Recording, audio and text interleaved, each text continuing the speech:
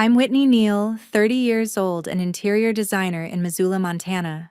That night, our family dinner started like any other plates clinking, my mom passing the mashed potatoes. I was laughing about a client's ridiculous wallpaper choice when my dad slammed his glass down, the sound cutting through the room like a knife. "Whitney, you have 2 days to get your stuff out," he barked, his voice cold. "This house belongs to your brother now." My fork froze midair. My brother, who'd been chasing big dreams in New York, hadn't set foot here in years. I'd poured my savings, $60,000, into keeping this place alive, paid the bank loans, replaced the leaky roof, bought every piece of furniture in this dining room. And now they were handing it to him.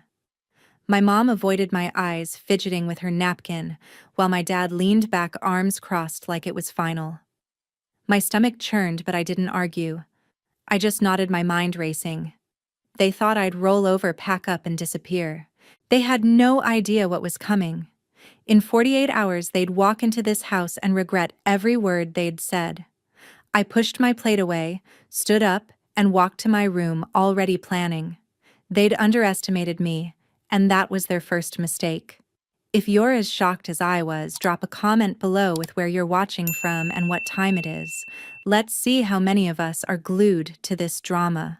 The next morning, I woke up in our Missoula home, my dad's words still echoing. I lay in bed staring at the ceiling I'd painted pale blue 3 years ago, trying to make sense of last night's dinner. How could they just hand the house to my brother? I'd given everything to keep this place standing. Back in 2022, when the bank threatened to foreclose, I stepped up. My parents were drowning in debt, $60,000 in loans they couldn't pay. I was 27, just starting my interior design career, but I emptied my savings to cover it. Every cent I'd scraped together from late-night freelance gigs went to the bank, not because they asked, but because this house was my home. It was where I grew up, where I'd sketched my first designs on the living room floor. I didn't stop at the loans. The house was falling apart, peeling paint, creaky floors, a roof that leaked every spring. I took on extra clients, worked weekends, and poured my heart into fixing it. I chose the pale blue paint for the walls, soft and calming, to make the place feel alive again. I bought a new gray sofa, sturdy enough for family movie nights, and a flat-screen TV for my mom's favorite cooking shows. The washing machine was my idea too, after the old one broke and left us hauling laundry to the laundromat. Each purchase, each hour spent sanding floors or hanging curtains was for them, for us. I thought I was building something lasting, something they valued as much as I did. But my brother, he didn't care. Colt had left for New York 5 years ago, chasing some big banking job, dreaming of skyscrapers and stock markets. He'd call maybe twice a year, always rushed, promising to visit, but never showing up. When he did, it was all swagger, talking about deals that never materialized, suits he couldn't afford. My parents ate it up, hanging on his every word like he was some Wall Street genius. They'd brag to neighbors about his success while I was the one keeping the lights on. I'd overhear my mom on the phone saying Colt's doing so well as I scrubbed the kitchen counters I'd paid to replace. It stung, but I swallowed it, thinking my work spoke for itself.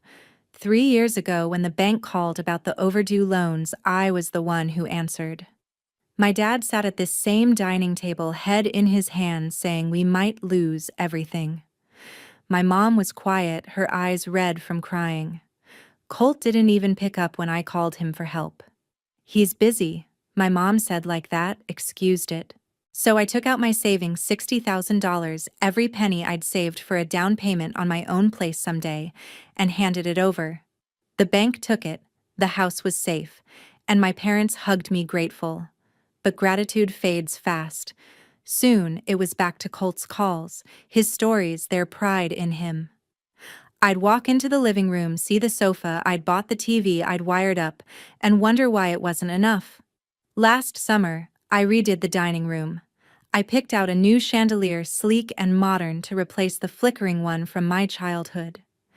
I spent hours measuring, sanding, painting, making sure every detail was perfect. My mom smiled when it was done, said it looked fancy. My dad nodded, said it was nice. But when Colt called the next week, they spent an hour talking about his latest big deal. I stood in the hallway listening, my hands still stained with paint. Nice, fancy. I'd rebuilt their home piece by piece, and they couldn't stop talking about a brother who hadn't stepped foot here in years. It wasn't just the money, it was the time, the energy, the late nights designing client projects to pay for this place. I'd come home exhausted, collapse on that gray sofa, and still feel like I was carrying the weight of this house alone. My parents leaned on me, but their eyes lit up for Colt. He was the golden child, the one who got away while I was just here holding it all together. And now they wanted to give him the house. The one I'd fought for. The one I'd made my own. My chest tightened. Not with sadness, but with something sharper, anger maybe, or resolve. They thought I'd walk away, let Colt waltz in and claim what I'd built. They were wrong. I sat up in bed, the pale blue walls glowing in the morning light. I'd spent years keeping this family afloat, but last night's dinner changed everything. I wasn't their daughter anymore. I was the one they used, the one they took for granted. But I wasn't done yet. I grabbed my phone, my fingers steady despite the fire in my veins. I needed answers, and I knew who to call. By mid-morning, I called Lindsay, my best friend, needing answers. Lindsay picked up on the second ring, her voice calm but sharp. "Whitney, what's wrong?" she asked, sensing my urgency. I paced the kitchen, the same one I'd redesigned with granite counters I paid for, and spilled everything about last night's dinner. My dad's cold ultimatum, 2 days to get out the house, handed to my brother, still burned in my chest. I told her how I'd poured $60,000 into saving this place, how I'd rebuilt it while my brother chased fantasies in New York. Lindsay listened, her lawyer brain already working. "Something's off," she said. "If they're giving him the house, there's got to be a reason. Have you checked their finances? Any new loans, maybe?" Her words hit like a spark. Finances. I hadn't thought of that. My parents had always been cagey about money, especially after I bailed them out 3 years ago. "I'll look into it." I said, my mind racing with possibilities. I hung up and scrolled through my contacts, landing on Finn Walsh. I'd met Finn 2 years ago when I designed a waiting area for his bank branch in Missoula. He was straight-talking, good with numbers, and owed me a favor after I'd stayed late to finish his project. I dialed, my fingers tapping the counter. "Finn, I need your help," I said when he answered. I explained the dinner, my dad's demand, and Lindsay's hunch about finances. "Can you check if there's anything tied to my name?" "Loans, accounts, anything." Finn paused, then said he'd dig into it. An hour later, he called back, his tone heavy. "Whitney, you're not going to like this," he started. My heart sank. He'd found a loan, $60,000 taken out 6 months ago with my name on it. My name, my social security number, my signature. Except I hadn't signed anything. "It's a home equity loan," Finn said. "Your parents and your brother are listed as co-borrowers, but you're the primary. If it defaults, you're on the hook."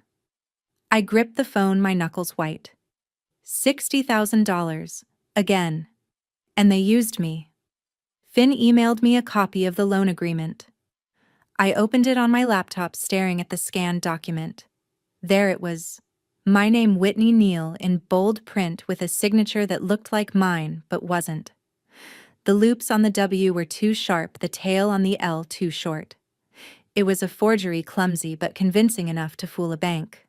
The loan was tied to the house, the same one I'd saved from foreclosure. My parents and Colt had gone behind my back, used my identity to borrow money, and now wanted me out so Colt could take over. My stomach twisted, not just with anger but with betrayal. They hadn't just taken my money, they'd stolen my name, my future. I forwarded the email to Lindsay, who called back instantly. "This is identity theft," she said, her voice firm. "We can fight this, Whitney, but we need more proof. Check the house for any paperwork, loan documents, bank statements, anything." I climbed the narrow stairs to the attic, my pulse pounding. The attic was a mess of dusty boxes, old tax returns, and forgotten holiday decorations. I started with a cardboard box labeled bills, pulling out stacks of envelopes. Most were utility bills, but one folder caught my eye, unmarked, tucked under a pile of receipts. Inside were bank statements, none in my name, but one had a letter from the bank addressed to my mom and dad. It referenced the $60,000 loan, confirming payments were behind. Then I found a copy of the same loan agreement Finn sent with that fake signature staring back at me. My hands shook as I read it line by line. The loan was approved 6 months ago, right around the time Colt came back to Missoula, tail between his legs after his New York dreams crashed. It wasn't hard to piece together. He'd failed, needed cash, and my parents helped him by using me without a word.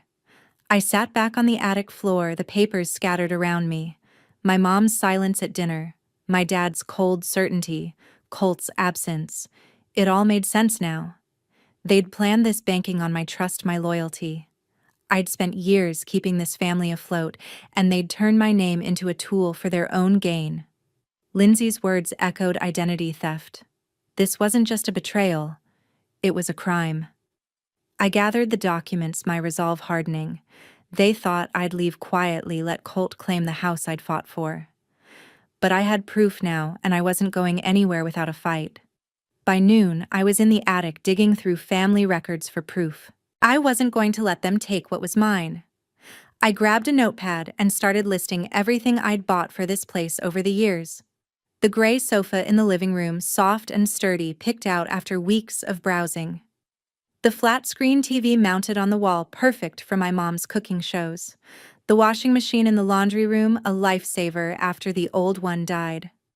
The cream-colored curtains in the dining room, custom-ordered to match the chandelier I'd installed. Each item was mine, paid for with my money, my sweat. I wasn't leaving them behind for my brother to claim.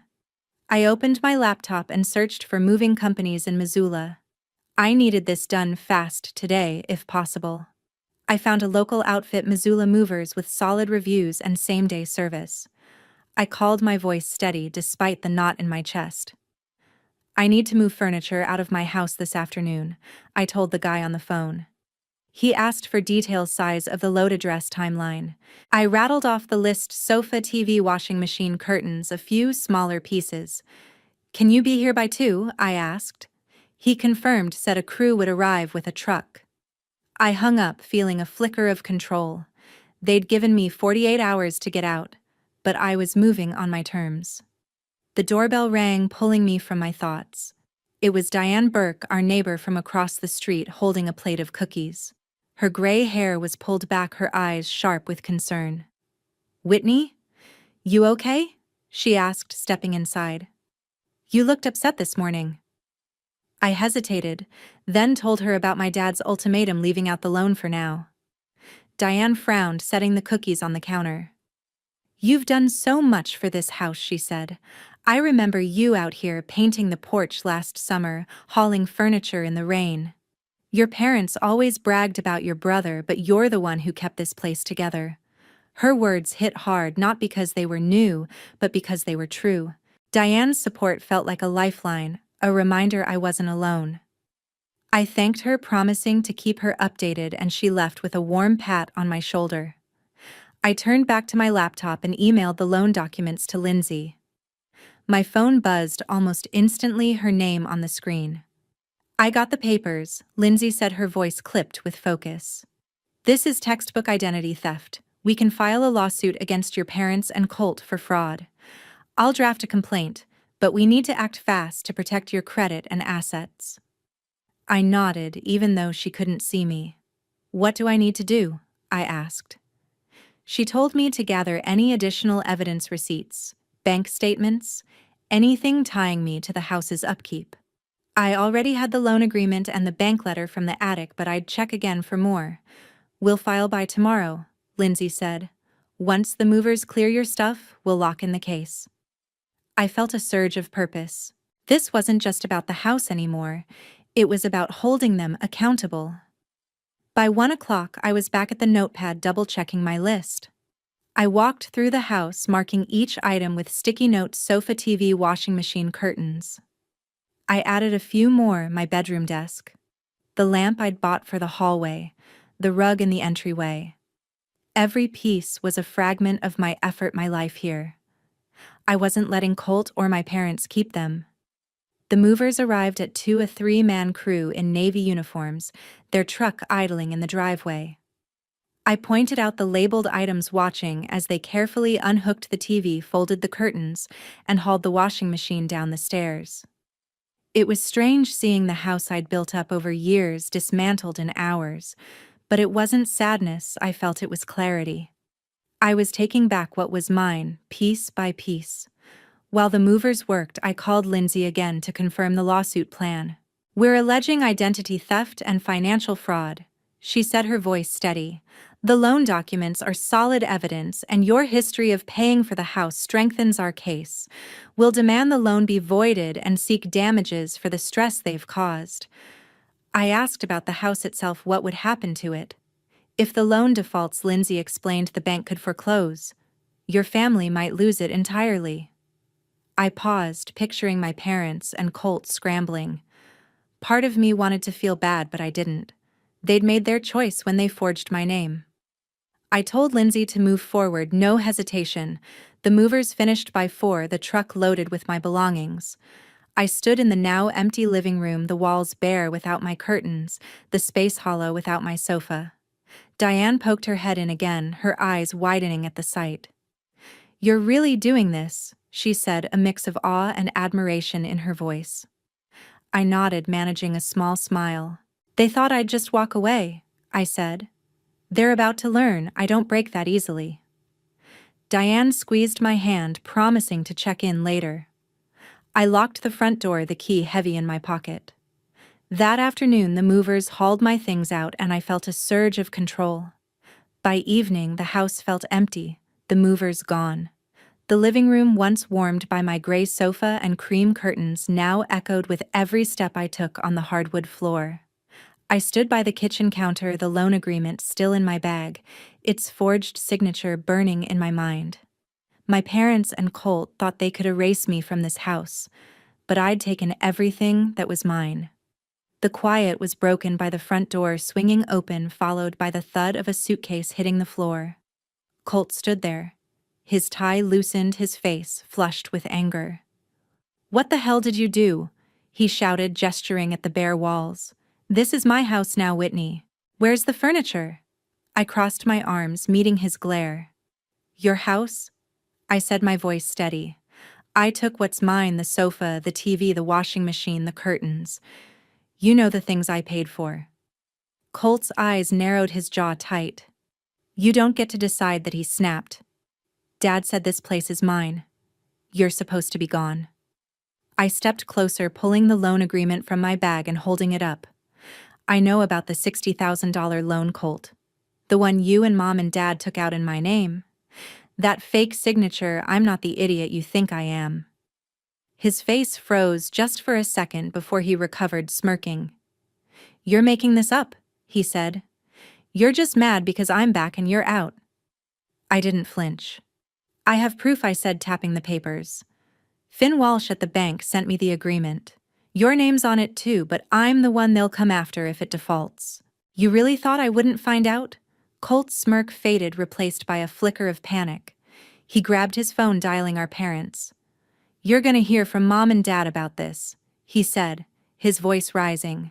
"You can't just strip the house and walk away." I laughed, sharp and cold. "Walk away? I'm protecting myself. You and our parents committed identity theft. I'm not letting you take what I built." The doorbell rang, cutting through the tension. It was Henry King, our neighbor from 2 houses down, his flannel shirt tucked neatly into his jeans. He stepped inside, his eyes darting between me and Colt. "Everything okay, Whitney?" he asked, his voice calm but firm. I nodded, keeping my gaze on Colt. "Just having a chat with my brother," I said. Henry raised an eyebrow, looking at the empty living room. "Heard the movers earlier," he said. "Whitney, you've put your heart into this place. I saw you out here fixing the porch, hauling that TV in. Whatever's going on, I'm on your side." His words hit like a quiet anchor, grounding me. Colt scoffed, rolling his eyes. "This doesn't concern you, old man," he said. Henry didn't budge. "It does, when I see someone getting pushed around," he replied, staring Colt down. Colt's face reddened, his hands clenched. "You're pathetic, Whitney," he said, his voice dripping with disdain. "Always playing the victim, thinking you're the hero of this family. Mom and Dad know who really matters." I stepped closer, my voice low but firm. "If I'm so pathetic, why'd you need my name to get that loan? Why'd you come crawling back to Missoula when your big dreams failed?" Colt flinched, his bravado cracking. He opened his mouth to retort, but his phone buzzed our dad's name on the screen. He answered, pacing as he ranted. "She took everything, Dad. The whole damn house is empty." I stood there unmoved as he gestured wildly, his voice echoing in the bare room. Henry leaned toward me, his voice low. "You don't deserve this, Whitney," he said. "I've watched you hold this family together. Don't let him bully you." I nodded, grateful for his support. Colt hung up, his eyes blazing. "Dad's furious," he said. "You're done, Whitney. You'll regret this." I held up the loan agreement again. "No, Colt. You will. I'm filing a lawsuit tomorrow, identity theft, fraud, the works. You and our parents can explain it to a judge." Colt's mouth opened, then closed, his confidence crumbling. He grabbed his suitcase, muttering under his breath, and stormed toward the door. "This isn't over," he spat, slamming it behind him. I stood still, the silence settling back in. Henry put a hand on my shoulder. "You did the right thing," he said. "Proud of you." I managed a small smile, the weight of the day lifting slightly. I grabbed my bag, the loan papers safe inside, and locked the front door. As Colt stormed out, I locked the door and drove to Lindsay's apartment. At Lindsay's apartment, I spread out the loan documents on her table. The forged signature stared back at me, a jagged reminder of my family's betrayal. Lindsay, her laptop open, was already typing, her fingers flying across the keys. "We've got a strong case," she said, her voice steady with confidence. "Identity theft, financial fraud, and your history of maintaining the house, it's airtight." We spent the evening finalizing the lawsuit, detailing every piece of evidence: the loan agreement from Finn, the bank letter I'd found in the attic, receipts for the sofa, TV, and washing machine I'd bought. By midnight, the complaint was ready, a 20-page document accusing my parents and Colt of forging my name to secure a $60,000 home equity loan. I signed it, my hand steady, knowing this was the only way to reclaim my life. The next morning, Lindsay drove us to the Missoula County Courthouse, a squat brick building downtown. We filed the lawsuit, the clerk stamping our papers with a thud that felt final. I stood outside, the cold Montana air biting my face, and felt a strange mix of relief and resolve. This wasn't just about the house anymore, it was about justice. Lindsay squeezed my arm. "The court will see through their lies," she said. "You've got this." Over the next few weeks, we gathered more evidence: bank statements showing my payments to save the house 3 years ago, emails from Finn confirming the loan's details, even a notarized affidavit from Diane Burke about my work on the property. My parents and Colt were served papers within days, and I could imagine their shock, their scrambling to respond. The case moved faster than I expected. By early spring, we were in court, facing a judge in a small, wood-paneled room. My parents sat across from me, their faces drawn, avoiding my eyes. Colt slouched beside them, his usual swagger gone, replaced by a nervous twitch. Lindsay presented our case, her voice clear and sharp, laying out the forged loan agreement, my financial contributions, and the betrayal of trust. Their lawyer, a tired-looking man in a cheap suit, argued that I'd agreed to the loan, but the judge wasn't buying it. The evidence was overwhelming: the fake signature, the bank records, my years of payments. When the judge ruled, his voice was firm: the loan was voided, my name cleared, and my parents and Colt were ordered to pay court fees and damages for emotional distress. The house, tied to the unpaid $60,000 loan, was to be sold to settle the debt with the bank. I didn't stay to watch their faces. I walked out of the courthouse, the weight of years lifting off my shoulders. Lindsay followed, a rare smile breaking through her professional demeanor. "You won, Whitney," she said. "They can't touch you now." I nodded, the victory bittersweet. The house I'd fought for would be sold. But it wasn't mine anymore. Not after what they'd done. Weeks later, I heard from a neighbor that the bank had foreclosed, and the house was auctioned off for just enough to cover the loan. My parents and Colt were forced to rent a cramped apartment on the outskirts of Missoula, their savings drained, their pride shattered. Colt took a low-paying job at a local car dealership, his New York dreams long gone. My parents, once so quick to brag about him, now faced utility bills they could barely pay. My phone started buzzing the day after the ruling. First, my mom called, her voicemail shaky. "Whitney, how could you do this to us?" she said, her voice cracking. "We're your family." Then my dad, his tone sharp with blame. "You've ruined us," he said. "You didn't have to take it this far." I listened to each message, my chest tight but my resolve unbroken. They'd used my name, my trust, to secure a loan they never intended to repay. They'd chosen Colt over me again and again, and now they wanted forgiveness. I deleted the voicemails one by one and blocked their numbers. Colt tried calling from a new number a week later, leaving a message that swung between anger and desperation. "You think you're better than us," he said. "You'll regret this." I blocked him too, the silence that followed feeling like freedom. Lindsay checked in regularly, making sure I was okay. "You did what you had to," she told me one evening over coffee. "They made their choices." I nodded, knowing she was right. The lawsuit hadn't just cleared my name, it had drawn a line. I'd spent years carrying my family, but no more. The house was gone, their finances in ruins, but I wasn't the one who'd forged the papers. I wasn't the one who'd lied. They'd built their own consequences, and I was done cleaning up their mess. Months later, I stood in my new apartment, sunlight streaming through. Walking through Missoula's streets, I felt lighter than ever. The weight of my family's betrayal, years of carrying their burdens, their lies, had finally lifted. I'd landed a job at a small interior design firm downtown, a cozy office with exposed brick walls where I sketched layouts for local businesses. My days were filled with color swatches and client meetings, each project a chance to build something new, something mine. My new apartment, a one-bedroom near the Clark Fork River, was starting to feel like home. I'd set up my gray sofa against a window, the morning light catching its soft fabric. The flat-screen TV hung on the opposite wall, wired neatly, a reminder of the life I'd reclaimed. I hung new curtains, navy blue, a fresh choice, and placed my old lamp on a corner table, its warm glow softening the evenings. Every piece, once part of the house I'd fought for, now belonged to a space that was entirely my own. I hadn't spoken to my parents or Colt since the lawsuit. Their numbers stayed blocked, their voicemails long deleted. I'd heard through the grapevine Missoula's tight-knit community was quick with gossip that they were struggling.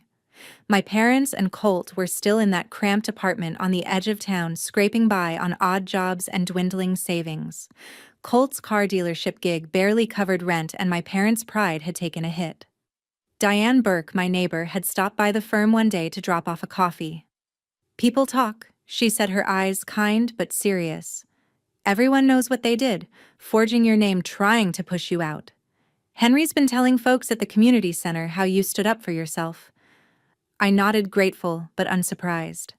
Missoula didn't forgive betrayals like that easily, and my family's reputation had crumbled under the weight of their choices. I didn't dwell on their downfall.